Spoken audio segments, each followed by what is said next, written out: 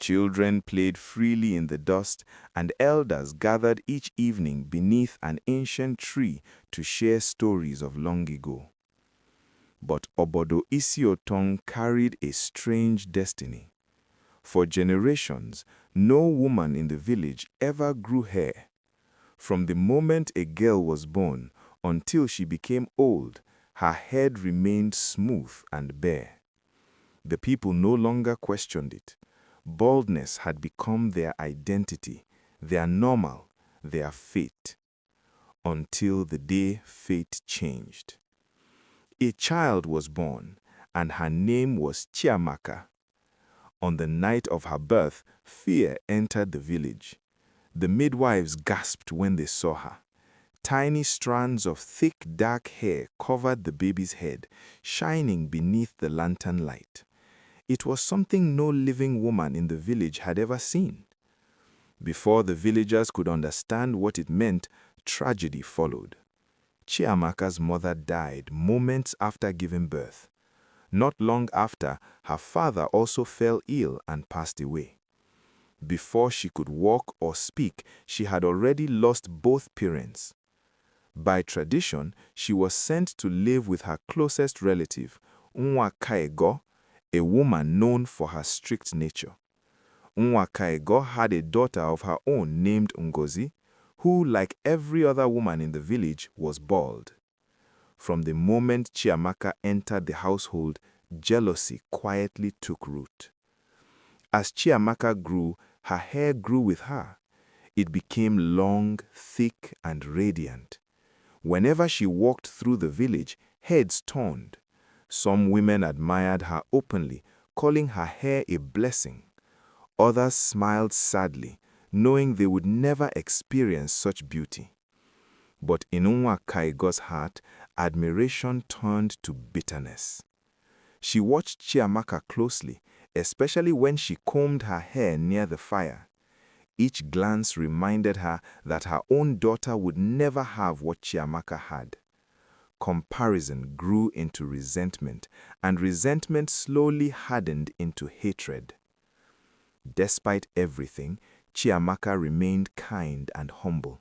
She worked hard, greeted elders with respect, and never spoke back, even when she was treated unfairly. The villagers loved her, and that love made her stand out even more. Then, one day, the oracle summoned the entire village. The drums stopped. Voices fell silent. Leaning on her carved staff, the oracle spoke of an ancient prophecy. She declared that the curse upon the village would one day be broken. The one who carried what had been taken would rise. Through her purity, the village would be healed. She would become queen and restore what was lost. Then the oracle spoke clearly. The girl with hair was the chosen one. All eyes turned to Chiamaka. Fear and excitement spread through the crowd. The elders reminded the people of the old curse, how many years ago a widow was falsely accused, beaten, shaved in public, and banished from the village. As she left in tears, she cursed them, saying their women would remain bald for generations. Now Chiamaka stood as hope, but hope can also awaken envy. Nwakaego feared that Chiamaka's destiny would place her above everyone else. Driven by jealousy, she made a terrible decision. One evening, she offered Chiamaka a drink. Moments after drinking it, Chiamaka collapsed into deep unconsciousness. That night, a lie was carefully planted. By morning, the village gathered in anger. Chiamaka awoke to shouting, insults, and stones. She was accused of immorality.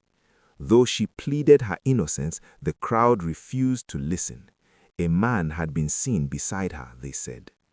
Nwakaego pretended to be shocked. Without asking questions, she demanded punishment. Chiamaka's hair was shaved in public. As each strand fell to the ground, her heart shattered. When it was over, she lay there bald, broken, and humiliated.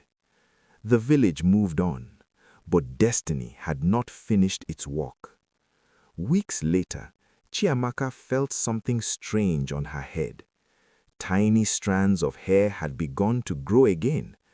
Unknown to many, there was an ancient truth older than the curse itself. When a woman's hair was shaved falsely for immorality, her hair would grow back. Only the truly guilty remained bald forever. Fear entered Nwakaego's heart. Soon, the truth reached the king. The man who had been paid to lie confessed. Nwakaego's plot was exposed. Justice followed swiftly. Chiamaka was declared innocent.